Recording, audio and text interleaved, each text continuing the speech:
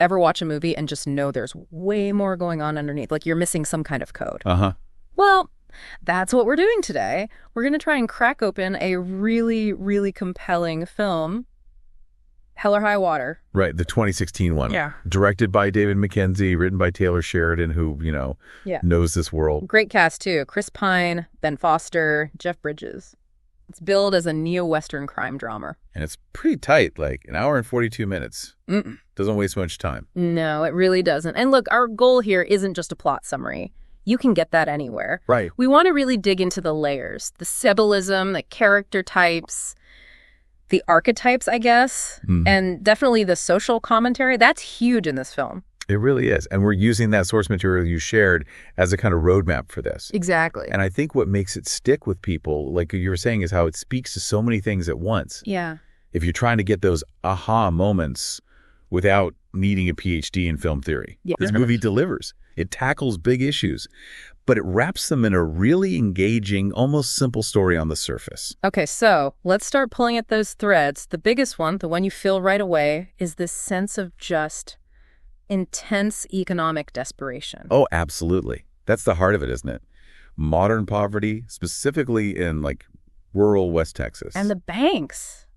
Wow. They're portrayed as almost predatory. Yeah, predatory force is a good way to put it. They're this constant presence looming over everything. You see it everywhere. The whole reason the Howard brothers start robbing banks is to pay off the reverse mortgage on their mom's ranch, held by a bank. And then you've got the visuals, the bank signs themselves, those debt relief billboards everywhere. It's relentless. It really drives home how that pressure cooker environment can, push people to extremes. It makes their crimes feel almost like a rebellion. Well, yeah, a rebellion against a system they see as totally broken.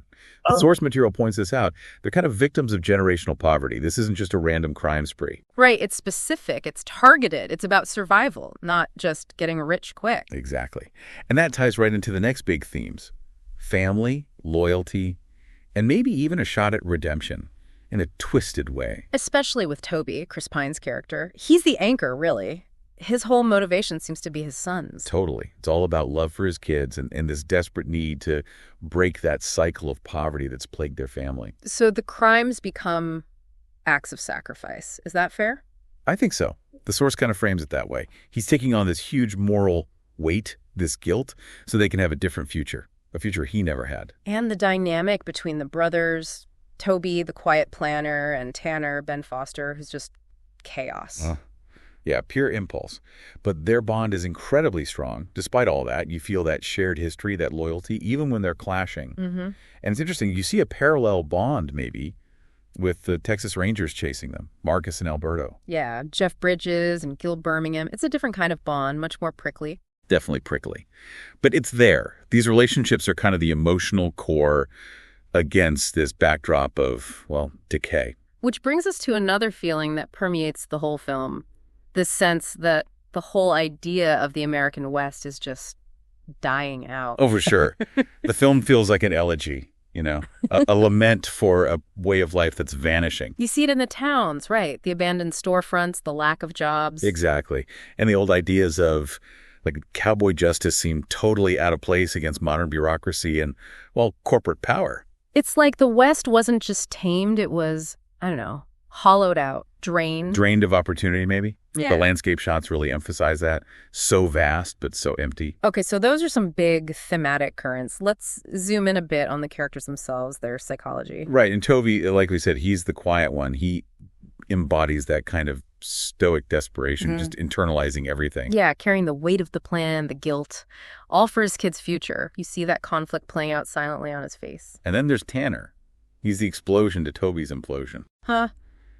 Good way to put it. He's reckless, chaotic, almost self-destructive. Yeah, and the source material kind of suggests that crime is his outlet, maybe for past trauma, for all that anger. It feels like he knows how it's going to end for him, doesn't it? Absolutely. There's this awareness, this almost embrace of the outlaw role, like he's fulfilling a destiny. And then we've got Marcus Hamilton, Jeff Bridges. What a character. Oh, fantastic. He's witty, sharp, definitely. throws around some casual racism. Yeah, that's uncomfortable, but feels authentic to the character. Right. And he's just weary. You feel the years on him, the nearing retirement. But there's more going on inside, isn't there? This conflict. Yeah, he's facing his own obsolescence. The world's changing, law enforcement is changing, and he's this relic confronting his own irrelevance. It's quite poignant, actually. So these characters feel very real, but they also fit into broader patterns, don't they? These archetypes. Definitely. Toby is pretty clearly the reluctant outlaw, or maybe the anti-hero. He's doing bad things, but for arguably understandable reasons. Yeah, Tanner's the wild card. Mm-hmm. Maybe a bit of the trickster warrior archetype in there, too. Yeah. Unpredictable, dangerous, but also has his own code. Okay. And Marcus? He's the classic old lawman, right? The sage at twilight, dispensing his cynical wisdom. And his partner, Alberto. He serves as that grounded sidekick, but also, crucially, as a witness to decline. He sees the changes maybe even more clearly than Marcus does. And the banks themselves. They function as an archetype, too. I'd say so. The modern oppressor. This faceless, systemic antagonist that's crushing everyone. What's key here, and the source really emphasizes this, is that nobody's purely good or purely evil. Exactly. It's all shades of gray. Everyone's shaped by their circumstances, by the pressures on them.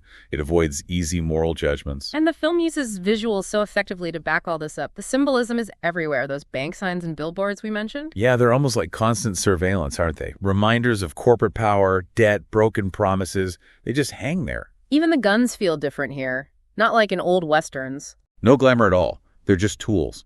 Used reluctantly, almost grimly. Part of the harsh reality, not romanticized. And you see those pawn shops, the empty streets. Clear signs of economic decay. Yeah. The leftovers of capitalism that's moved on or failed these places. And the oil derricks pumping away in the background. Oh, that's powerful symbolism. Represents the wealth being literally sucked out of the land while the people living on it are struggling. Highlights that deep injustice. And the landscapes themselves. We talked about the emptiness. Right. Those wide open Texas vistas, they feel like they should represent freedom, but for these characters, they're also a kind of trap. Vast, yes, but nowhere to hide, really. The filmmakers even used color deliberately, didn't they, to create a specific mood? Oh yeah, the palette is very intentional. Lots of desaturated earth tones, browns, dusty yellows, faded blues. It creates this feeling of dryness, both physically and maybe morally. Like everything's parched. Exactly. And then you get these pops of burnt orange or rust, often in moments of tension or violence, like decay, entropy made visible. And the use of shadows. Deep shadows, yeah, especially in those morally gray moments, planning the robberies, the confrontations, hiding things, obscuring motives. It all works together. The cinematography, Giles Nutkins, right? It just evokes this loneliness, this starkness. Absolutely. Stark beauty, but definitely decay. And those wide shots constantly remind you how small the characters are against this huge landscape, these huge forces. So it's layering meaning through metaphors, too, like the Howard brothers as modern cowboys. That's a great way to see it. It is a Western, just reimagined. Bank robberies instead of train heists, pickup trucks instead of horses. Yeah. Facing off against a different kind of enemy. And that final scene, the conversation between Marcus and Toby, wow. So much weight in that scene. It's like a modern confession, maybe. The last gasp of that Old West code of honor, or lack thereof. Trying to find some kind of peace, maybe. Or just acknowledging the cycle. It feels like the end of something. And the title itself, Hell or High Water. It means pushing through no matter what, right? Right. Facing impossible odds. But it also has that ring of reckoning. Like consequences are coming, one way or another. Biblical. Almost. Yeah. And even though it feels so real, it definitely taps into mythic American themes. Folklore, economic fate, sacrifice. Which circles back to the social commentary. It's sharp. It really is. It's a critique of so much. Predatory banking, rural poverty, how communities get forgotten. Systemic failures, injustice, the whole myth of the American dream feeling pretty hollow here. Definitely. And it touches on racial and economic inequality too, especially through Alberto's character and his perspective. It doesn't preach, does it? Not at all. That's its strength. It just shows you. It observes the decay, the desperation, and lets that be the message. It trusts you, the viewer, to see it.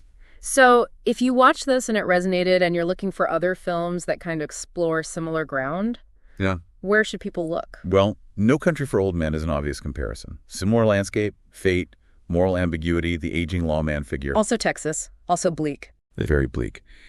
Taylor Sheridan's own film, Wind River, is another one. Different setting of reservation, but Similar themes of justice, grief, systemic neglect. Really powerful. Okay. For that outlaw myth and brotherhood angle, maybe the assassination of Jesse James by the coward Robert Ford? Very different style, but related themes. More meditative. Yeah. And for that feeling of economic despair in a forgotten part of America, Out of the Furnace hits hard. Rust Belt instead of Texas, but similar struggles. What about outside the U.S.? The Rover, an Australian film, feels like a spiritual cousin. Post-collapse setting, neo-Western feel, wrestling with morality and survival. Very stark. And maybe something more indie? Shotgun Stories comes to mind. Minimalist, Southern Gothic feel, themes of revenge, brotherhood, cycles of violence. Really strong, understated film. Okay, lots to check out there. So wrapping up our deep dive on Hell or High Water, what are the big takeaways? I think ultimately it really works as this haunting elegy, like we said, an elegy for a certain idea of America that's maybe vanishing or never really existed for some people. Yeah. It uses the Western genre structure to talk about very contemporary problems, economic injustice, systemic failure. And it does it through really compelling characters and stunning visuals. It feels like it's bearing witness somehow. Witnessing the consequences of these big systems on individual lives, the struggles of people who feel broken or left behind. It doesn't offer easy solutions, that's for sure. But it forces you to look at some uncomfortable truths about inequality and desperation. So maybe the thought to leave people with is this. How do these themes, economic hardship, fighting against the system, individual agency, how do they still play out today? Right. What other stories, maybe in film, TV, or even in the news, echo this struggle, this tension between people just trying to survive and the larger forces shaping their world? It's a question that definitely sticks with you long after the credits roll. It really does.